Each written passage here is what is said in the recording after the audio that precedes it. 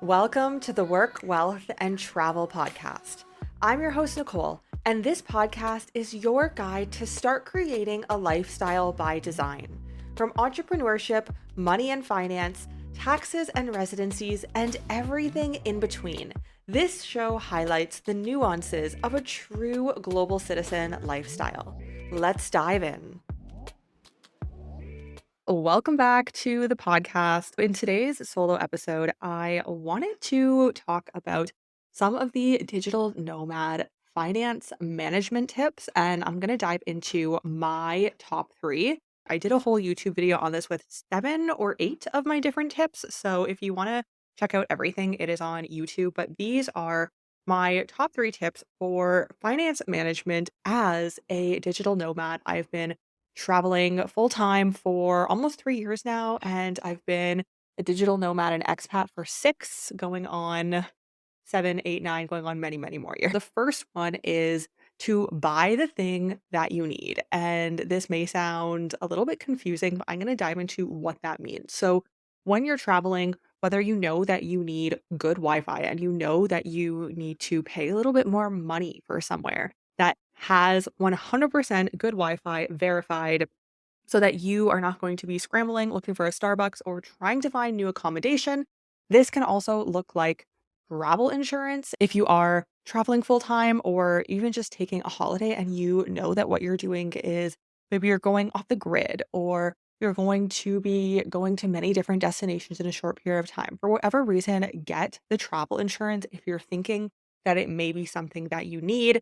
Another option for buying the thing that you need can look like gear insurance. Also, getting gear insurance if you have expensive equipment that you're going to be bringing with you. These are just a few examples, but buy the thing that you need is something that I have. It's taken me a while. When I first started this journey, I didn't realize how important this was and just spend the money on whatever it is that you need. For me, it usually looks like having verified good internet, but whatever it may be for you and your specific travel and plans, spend the money because you will wish that you spent that money when you have to fork over extra hundreds or even potentially thousands of dollars. Who knows what will happen if you don't buy the thing that you need, it goes wrong, and then you have to start at square zero again. That is my first one, is to not be cheap and just buy the thing you need.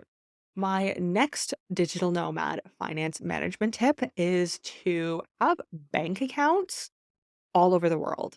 I know that this may sound perplexing, but let me dive into why this is so important and what I do and what I talk about in my content, especially on YouTube every single day. I am such a proponent of diversification, living a global citizen life.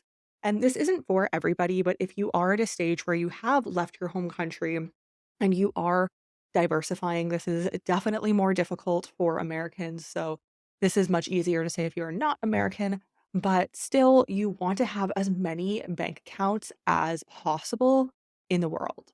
And increasingly, it's becoming so much more difficult, unfortunately, to open bank accounts if you are not a resident. But there are still some great countries you can do this. Panama is a very famous one. You don't even need to be in Panama if you're interested in opening a bank account.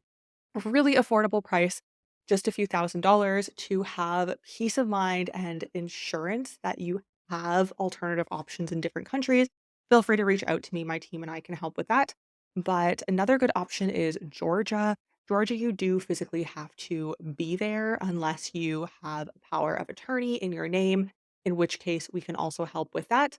If you are thinking of opening a bank account remotely, but if you do go to the country, sometimes it can be easier. The importance of this is that, and this is something I talk about a lot, but I really just like to hammer home how important it is to have diversification if you're living a global citizen life. You don't want one government, one country to lay claims to absolutely everything that you have. So this goes back to the five flag theory, which I have done a previous episode on here and also on my YouTube, speaking about what the five flag theory is and why it is so important. There are easily 10 plus flags these days, always increasing.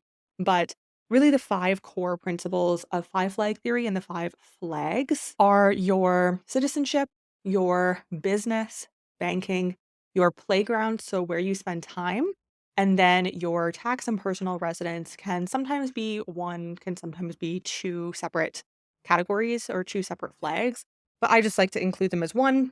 You really want to make sure that, if at all possible, you have all of these different flags in different places around the globe so that, if your business and your business banking get frozen for whatever reason, you still have access to other passports, you still have access to bank accounts in other countries, and you still have your playground. That could be where you like to spend time, where you have homes, where you have boats, whatever that may look like.